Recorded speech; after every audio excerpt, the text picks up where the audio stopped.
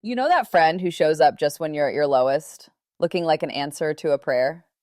This is the chapter where Harry's loneliness, trauma, and deep confusion intersect with Meghan Markle's picture perfect timing. Chapter 20, Flashman's Flameout, is what I like to call the prequel to the chaos. This is the part where Harry's demons are winning, the palace is flailing, and along comes someone with a story to sell, and a prince ready to buy it wholesale. The dashing 31-year-old prince, who walked through the door and beheld the seductive vision of a starlet named Meghan, was at a complicated juncture of his life. Ostensibly, he was on a roll. He had never been more popular with the British public. While William was losing his hair and being swallowed by the bourgeois maw of domesticity with Kate, Harry was the sexy royal wild card with the Brad Pitt stubble. He had charmed the world standing in for his brother at the closing ceremony of the London Olympics, proved himself impressively brave with his second tour in Afghanistan as an Apache helicopter pilot, and launched the Invictus Games, his wildly successful initiative for wounded and injured veterans. This is peak PR Harry, a royal who had swagger, scars, and a solid cause. But alas, as we'll see further in this chapter, even with Olympic closers and Queen cameos, there was a hollowness under all that flash. The stubble was masking the spiral. But if his public life was peak Harry, privately, he was falling off a cliff. Ever since he left the army in 2015, he had been acting belligerent, carousing all night. Coming out of uniform is often a traumatic experience for those who thrive inside military structure. For Captain Harry Wales, the army had been his hiding place and refuge for 10 years. He felt respected, protected, and encircled by a tight band of trusted fellow officers. He was so much happier there. A close acquaintance of Harry's told me. It's a commonly held sentiment that Harry should never have left the army, period. But that position is unrealistic. To rise in the ranks requires constant intellectual growth and reassessments at staff college. Instead of the operational assignments at which Harry excelled, military advancement meant desk jobs in the Ministry of Defense, a dismal prospect for a Flashman prince who rarely cracked a book.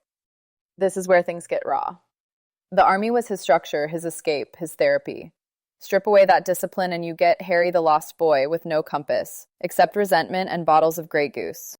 With only 2 years between William and Harry, the inevitability of Harry being pushed aside gave rise to a sorrowful tension that was more like that between Elizabeth and Margaret in their younger years. As the boys, they had been indivisible, and the public had loved their double act. Their mother even dressed them alike when they were young, but their identical treatment had set up unrealistic expectations. The boys were not, and could never be, equal. Just as Harry was missing the fraternal ties with his army chums, he also mourned his us-against-the-world bond with William. In May 2015, the Cambridges produced a second child, Princess Charlotte, and Kate made no secret about wanting more. Harry felt displaced by their bougie family unit and couldn't understand his brother's obsession with his Middleton in-laws, whose Buckleberry world bored Harry to tears.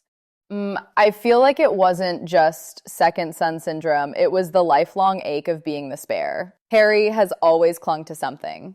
First Diana, then the army, and after that it was William. He needed someone solid, someone safe. But the royal system isn't built for emotional security, and his brother had a throne to prepare for. The saddest part, after all these years, Harry still hasn't found the kind of love that quiets the chaos. What he calls freedom often looks like flailing, and you can't heal in a story that needs your wounds as its plot. As a guest at Sandringham for shooting weekends, Cressida blended easily with Harry's friends. She passed the Africa test on a successful vacation together in the Okavango Delta. Cressy, as she is known, was amused and forgiving at first when Harry came to stay with her family in the country after the Las Vegas incident, with his tail between his legs, looking like a puppy who had peed on the carpet, as another guest put it.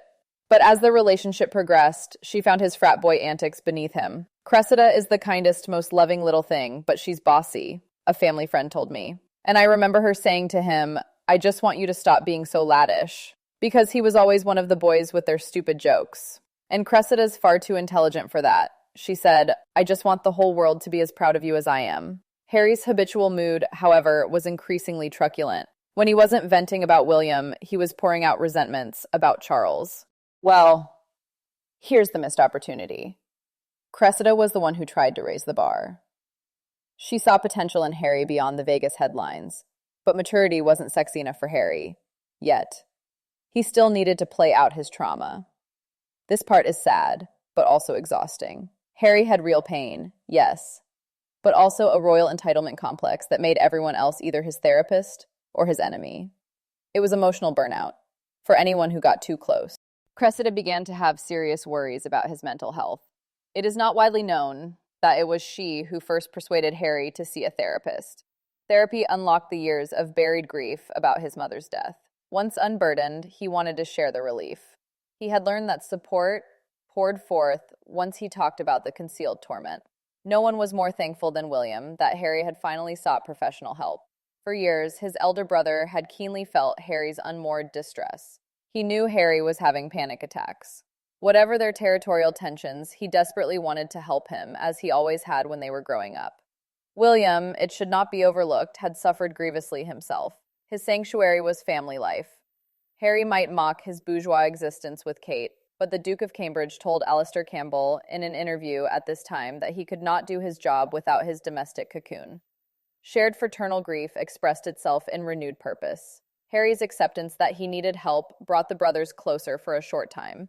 In May 2016, they launched Heads Together, a high-profile initiative from their foundation suggested by Kate, who saw the thread of combating mental illness in much of the charitable work they undertook.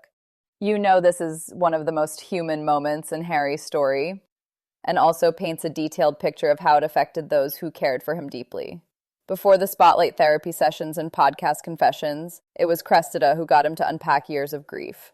She wasn't posting it, branding it, or spinning it, she just cared. And the fact that therapy brought him closer to William, even briefly, says a lot. For once, Harry wasn't just acting out, he was reaching out. It's tragic that years later, even with all the healing branding, that same pain still feels unresolved, or even worse, honestly. The night of July 1st, 2016, Harry was in an especially sober mood after returning from a trip to France for the commemoration of the 100th anniversary of the Battle of the Somme, the deadliest battle of the First World War in which 1 million men were wounded or killed. Prince Harry, with a veteran's gravitas, read the poem Before Action. By all the days that I have lived, make me a soldier, Lord, by Lieutenant W.N. Hodgson, published 2 days before he fell in the carnage of the Somme. But the trip's solemnity lifted from Harry's shoulders when he walked through the door at Soho House and was beautifully surprised by the sight of his future wife. I thought, okay, well, I'm really gonna have to up my game, he later said. It was as if both felt a lack that the other swiftly answered. Fresh off reading war poetry at the Somme Memorial, Harry walks into Soho House carrying the weight of 1 million dead men. And boom, there she is. The lighting is flattering, the vibe is curated, and suddenly all that grief evaporates into pheromones. It's almost poetic. He says he was beautifully surprised. Let's not forget for Meghan, this was opening night for a show she'd been rehearsing for years. Looking back, this chapter is like watching someone you care about scream for help in all the wrong ways.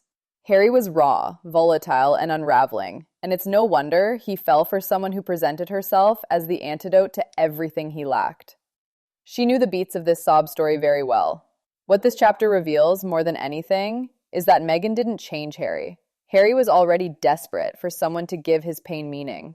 She just packaged it, branded it, and monetized it, and then sold it to him as fairy tale that starts with a freedom flight.